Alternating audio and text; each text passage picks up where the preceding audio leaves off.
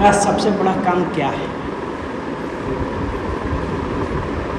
Pastors हम लोग क्या करते हैं?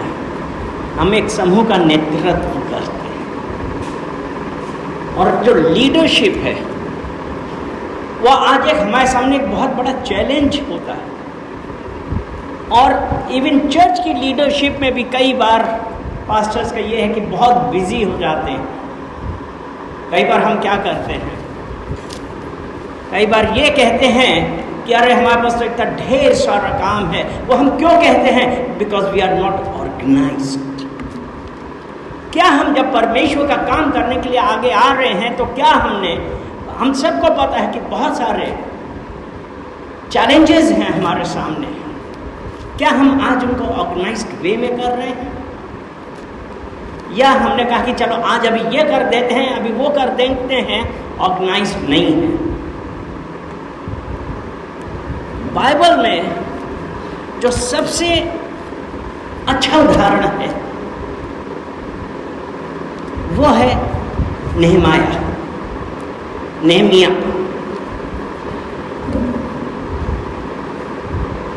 Nehemiah he was a very effective leader, बहुत ही ज़्यादा इफेक्टिव लीडर था वो, बहुत ही ज़्यादा अच्छा अगुआ था। उसने जब क्या किया था, उसने जब दीवार के लिए किया था, उसने राजा से प्रार्थना करी थी। उसके बाद उसने क्या किया कि वो जो दीवार टूटी हुई थी, उसने क्या किया था, उसने लोगों को इकट्ठा किया। लोगों को इकट्ठा करने के अलावा सबसे बड़ा उसने और क्या किया, लोगों में एक यूनिटी लाया। वो जो डिफरेंसेस है उन सबको एक साथ पास लेके आया।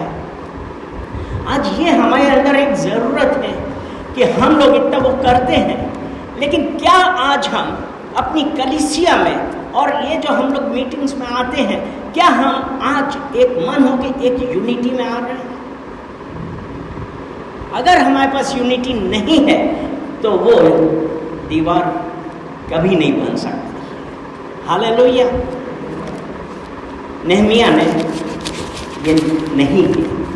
नेहमिया ने क्या किया था कि जो उसकी प्रत्येक व्यक्ति को उसने एक काम दिया था, और दूसरा उसने क्या किया था,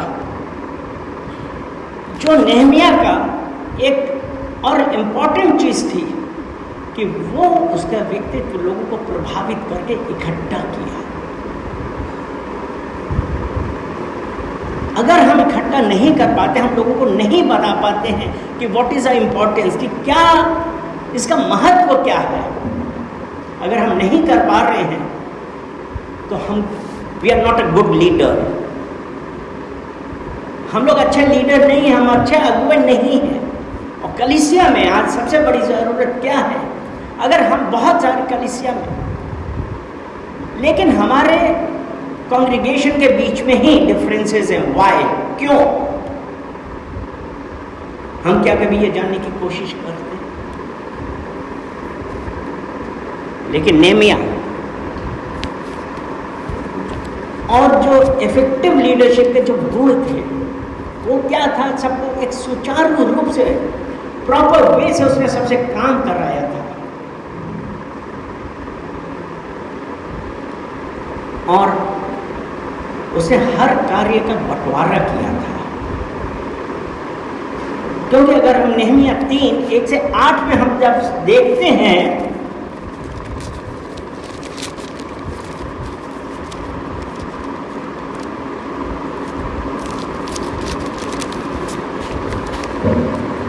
इसमें यह है ना, यरूशलेम की शहरपनाह का पुनः निर्माण। तो यहाँ पे उसने डिफरेंट लीडर्स के नाम हैं। अगर हम ओवरऑल देखें तो हम देखेंगे इसमें ऑलमोस्ट करीब 75 लीडर्स हैं, 75 लीडर्स हैं। उसने उन सबको इम्पोर्टेंस दिया, जो काम करने वाले थे उन सबको भी उसने इम्पोर्टेंस दी थी। यूनिटी थी उसके पास, उसने सबका बंटवारा किया था। और दीवार क्या एक आदमी से बनी थी? नहीं, it was a team work. Different teams ने काम किया था, जो हमने अभी नेहमाया 3:1-8 में हम देख रहे हैं कि कहाँ से उसने भेड़ फाटक से स्टार्ट किया था और एंटी क्लॉकवाइज चलाया था। And it took almost 41 teams ने मिलकर ये काम किया था। सबसे बड़ी क्या था, उसने सबको एक साथ इकट्ठा किया था, और जो वो दीवार टूट गई थी उसने उसका निर्माण किया था।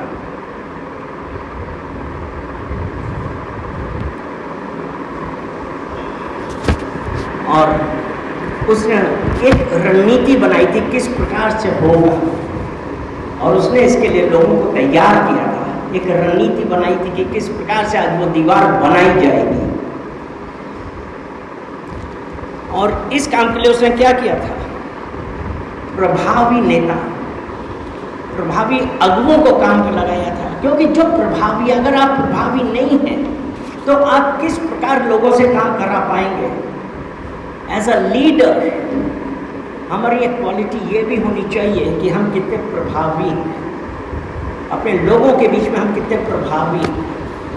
क्योंकि इवन जब हम नेहमिया 1 में भी देखते हैं कि जब नेहमिया ने राजा से क्या कहा था और वो कन्विंस हुआ था, उसने अलाउ किया था नेहमिया को जाने के लिए।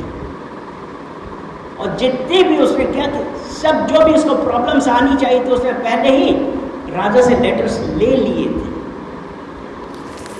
तो ये भावशीलता की हाउ इफेक्टिव यू आर, एक हमारे लिए ये ज़रूरत है कि हम पहले ही से एक रणनीति बना के काम करें, और जो भी उसके पास कार्य था उसने पहले ही से उसका एक आंकलन कर लिया था कि how much time it will take, कितने दिनों में और कैसे पूरा होगा। एक योजना बनाई थी। क्या हम योजना के अनुसार कार्य कर रहे हैं?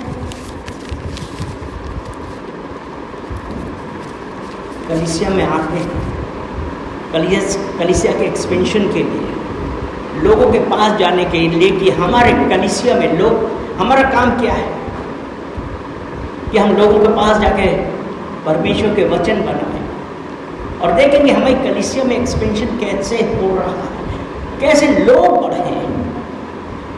अगर हमारे पास कोई अगर फोकस नहीं है, हम ऑर्गेनाइज नहीं है, तो शायद हम ये ना कर पाए। और उसने क्या किया था, उसने जितनी भी टीमें बनाई थी उन सबको उसने एक पर्टिकुलर जॉब दे दिया था, एक सिस्टमेटिक वे में कि तुम्हारा यहाँ से यहाँ तक है, यहाँ से यहाँ तक है। उसने प्रत्येक टीम को एक काम दिया था। एक हमारे एक अगुवे का कार्य है वो तो हमको करना चाहिए। और दूसरा, ही गॉट अ विजन, उसके पास एक विजन था। आज हम एक अगुवे के रूप में हमारा क्या विजन है, हम क्या देख रहे हैं, क्या हमारा कोई प्लान है कि नहीं हमने तो कलीसिया खोल लिया बस, दैट इज एनफ। हम परमेश्वर के राज्य के लिए क्या कर रहे हैं? Nehemiah got a vision. Nehemiah के पास एक विजन था कि यरूशलेम की जो जीर्ण टूटी हुई दीवार है उसको बनाना है। फोकस्ड। आज क्या हम कितना फोकस हो रहे हैं? क्योंकि अगर हमारे पास विजन नहीं है तो नहीं होगा। और दूसरा, हमको क्या होना चाहिए? यूनिटी होनी चाहिए। और एक एक जो हम स्टेप ले रहे हैं हमको उससे क्या लाभ हो रहा है, क्या आवश्यकता है, उसके बारे में हमको पता होनी चाहिए। परमेश्वर जो कार्य करता है व्यक्तिगत रूप से भी कराता है, होता है, लेकिन परमेश्वर का एक ये है कि अधिकतर वो सामूहिक उसमें करवाता है, कि सामूहिक रूप से अगर हम करते हैं तो अपने उपयोग करने के लिए हम सबको चुनता है। एकता से चर्च के भीतर भी समुदाय और प्रतिबद्धता को की भावना को पैदा करता है, यूनिटी। हमारे चर्च में अगर यूनिटी है, then we are going to be successful.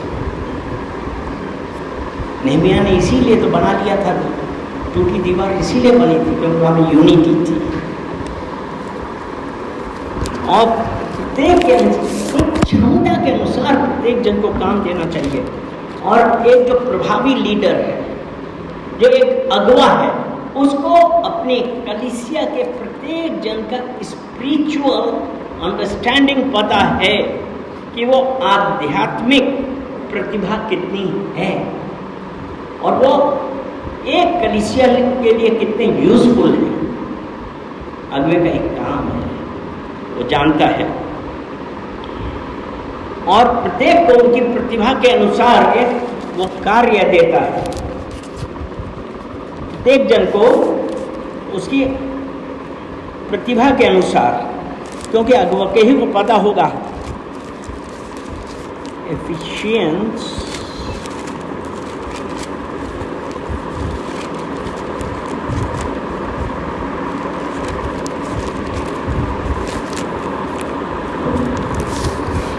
चार 11 और 12, क्योंकि वो उनकी ज़रूरत के अनुसार, जिसकी जो क्षमता है उसके अनुसार ही वो नियुक्त करता है। एफिशिएंस 4:11-12 उसने कुछ को प्रेरित नियुक्त करके, कुछ को भविष्यद्वक्ता नियुक्त करके, और कुछ को सुसमाचार सुनाने वाले नियुक्त करके, और कुछ को रखवाले और उपदेशक नियुक्त करके दे दिया, जिससे पवित्र लोग सिद्ध हो जाएं और सेवा का काम किया जाए और मसीह की देह उन्नति पाए। उसने सबके लिए नियुक्त किया था कि उनकी क्या उपयोगिता है, स्पिरिचुअल अंडरस्टैंडिंग कितनी है। आध्यात्मिक प्रतिभा के अनुसार हम उनको काम सौंपते हैं। और दूसरा, नेहमाया ने क्या किया था? कम्युनिटी को, समूह को प्रोत्साहित किया था, क्योंकि नेहमाया 3 उसका 5 और 7 जब हम देखते हैं, नेहमाया 3:5, इनसे आगे तकोइयों ने मरम्मत की। तकोइयों, और 7 में ये लिखा है, उनसे आगे गिबीनी, मल्तेहा और मेरोनेती, योदोन ने, और गिबोन और मिस्पा के मनुष्यों ने। यहाँ पे अगर कम्युनिटी को उसने इम्पोर्टेंस दी। आज हमें से कहते हैं, अगर हम बोलते कि नहीं हम इससे काम नहीं करेंगे, हम दूर रहते हैं, क्यों? Because we are not organized. अगर हम ऑर्गेनाइज्ड रहेंगे तो कम्युनिटी के साथ हम मिलकर काम करने का, और नेहमिया ने वही किया था। क्योंकि चर्च के समुदाय के मूल्य को कभी कम नहीं आंकना चाहिए। हमको ये नहीं सोचना चाहिए कि ये इस कम्युनिटी से आया है तो is not going to be successful. नहीं, यहाँ पे है, ये काम नहीं कर सकता है। क्योंकि मैंने बहुत जगह देखा है, नहीं उसको नहीं बोलते, नहीं उनको नहीं बोलेंगे। अगर रोमियो 12 उसका 5 में हम क्या देखते हैं? रोमियो 12 उसमें 5 में यही तो है ना, we are one body in Christ. रोमियो 12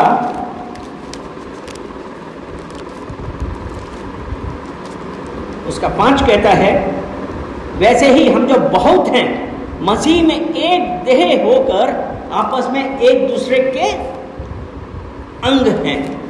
तो ये कोई भी कम्युनिटी है, हमको उनको एक साथ लेके काम करना है, उसके अनुसार काम करना है जो परमेश्वर ने हमको बताया। इसी तरीके से अगर पहला कुरिन्थियों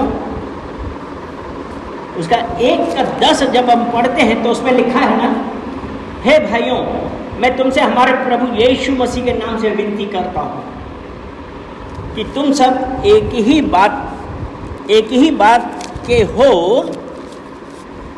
और तुम में फूट ना हो। 1 Corinthians chapter 1 verse 10। हे भाइयों, मैं तुमसे हमारे प्रभु यीशु मसीह के नाम से विनती करता हूँ कि तुम सब एक ही बात कहो और तुम में फूट ना हो, परंतु एक ही मन और एक ही मत में होकर मिले रहो। यूनिटी, कम्युनिटी, एक मन होकर मिले। जब हम ऐसा करेंगे तभी हम सक्सेसफुल होंगे, और सामूहिक रूप से जुड़ने का है। और जो प्रभावी अगुवे हैं वो उनका क्या है कि अधिक से अधिक लोगों को भागीदारी के लिए प्रोत्साहित करें। क्योंकि आज ये जो कलीसिया है उसमें हम सबका काम क्या है कि हम अधिक से अधिक लोगों को भागीदारी के प्रोत्साहित करें, और जो हमारा आत्मिक स्पिरिचुअल अंडरस्टैंडिंग है और क्या हमारा लेवल है कि हम ये देखें कि हम उनको किस तरीके से लोगों को यूज़ में ला सकते हैं। क्योंकि अगर आप ये सोचते हैं, आज कई लोग तो यही सोचते हैं ना कि नहीं ये हमारा काम नहीं है, तो पास्टर जी का काम है। ऐसा नहीं है, क्योंकि हम लोग का काम क्या है कि लोगों को बताएं कि you are capable of doing it, तुम ये कार्य कर सकते हो, क्योंकि परमेश्वर ने सबको ही ये बोला है ना। क्या हम आज वो कार्य कर सकते हैं?